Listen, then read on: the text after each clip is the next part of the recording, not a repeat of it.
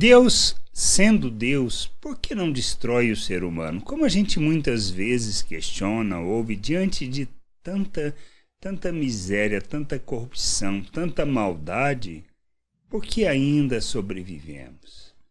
Nós precisamos entender e conhecer a história do povo de Deus, daquele que ele criou, ou seja, precisamos entender a nossa história, pois se não entendermos, não compreenderemos o que passamos em nenhum momento que nós vivemos. Lá em Gênesis, relata isso, fala por quê. E logo depois do dilúvio, na conversa que ele tem com Noé e as promessas que Deus faz, diz assim, lá em Gênesis 9, do versículo 12 ao 18, disse Deus: Este é o sinal da minha aliança que faço entre mim e vós, e entre todos os seres viventes que estão convosco, para perpétuas gerações. Ou seja, não era uma promessa somente para Noé e seus filhos e para os seres viventes daquela época. Porém, nas nuvens o meu arco será o sinal da aliança entre mim e a terra. Sucederá que, quando eu trouxer nuvens sobre a terra e nelas aparecer o arco, então me lembrarei da minha aliança, firmada entre mim e vós e todos os seres viventes de toda a carne. E as águas não mais se tornarão em dilúvio para destruir toda a carne. O arco estará nas nuvens, vê-lo-ei e me lembrarei da aliança eterna entre Deus e todos os seres viventes de toda a carne que há sobre a terra. Disse Deus a Noé: Este é o sinal da aliança estabelecida entre mim e toda a carne sobre a terra. Os filhos de Noé que saíram da arca foram Sem, Cã e Jafé. Cã é o pai de Canaã. Então nós precisamos entender isso. Mesmo que sejamos dignos da destruição, por causa do nosso pecado, da maneira como nós vivemos, da nossa corrupção, Deus tem essa promessa que não mais nos destruiria daquela forma. A gente precisa entender isso, mas ele já tinha um plano que já tinha sido estabelecido antes da criação do mundo, que por meio de Cristo nós seríamos resgatados, salvos, perdoados os nossos pecados. Cristo, com a sua obra naquela cruz, nos levaria à justificação. Ele nos justifica. Não se trata de nós, das nossas obras, do que possamos fazer, mas do que Cristo, do que o Pai fez em nosso favor para nos resgatar e nos comprar para o seu reino e sua glória.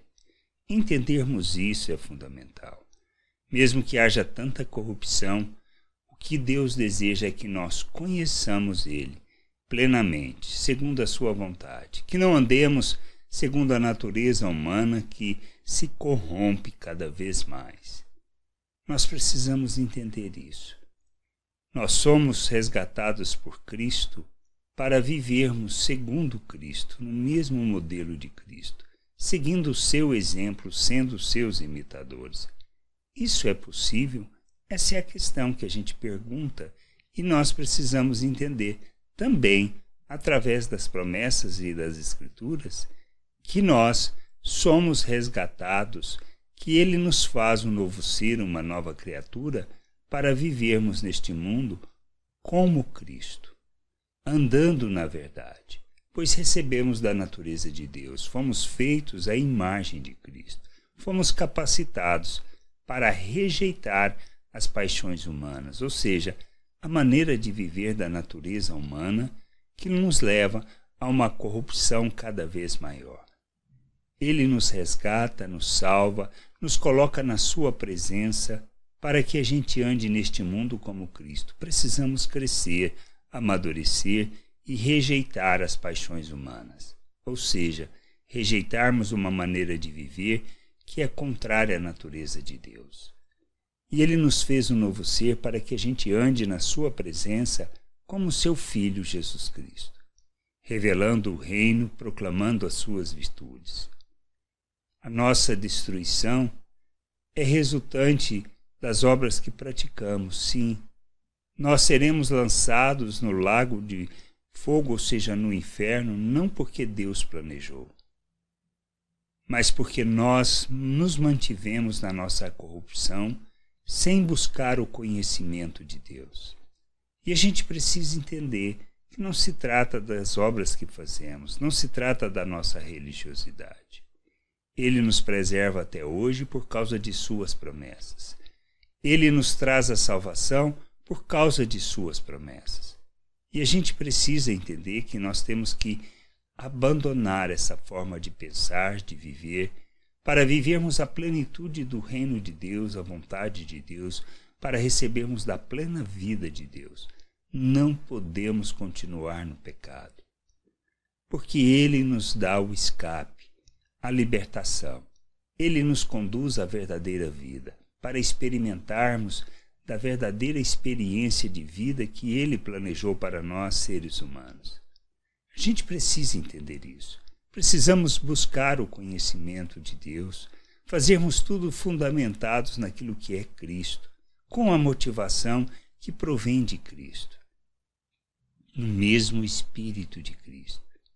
De maneira que a gente não ande na nossa religiosidade, que não ande segundo a forma de pensar deste mundo e que não permaneçamos separados de Deus, mas na sua presença a gente possa andar neste mundo revelando o seu reino e sua glória, revelando as suas promessas, para que Ele seja glorificado por meio de nossas vidas. A gente precisa crescer, precisamos amadurecer, entender e compreender que somos chamados para vivermos o reino de Deus, os valores eternos do reino de Deus neste mundo, revelando o Pai e a sua glória, e certos de que Ele cumpre as suas promessas, como cumpriu e tem cumprido até hoje, e vai cumprir sempre, acerca de que nós não seremos destruídos por causa das suas promessas e por causa do arco que Ele colocou nos céus,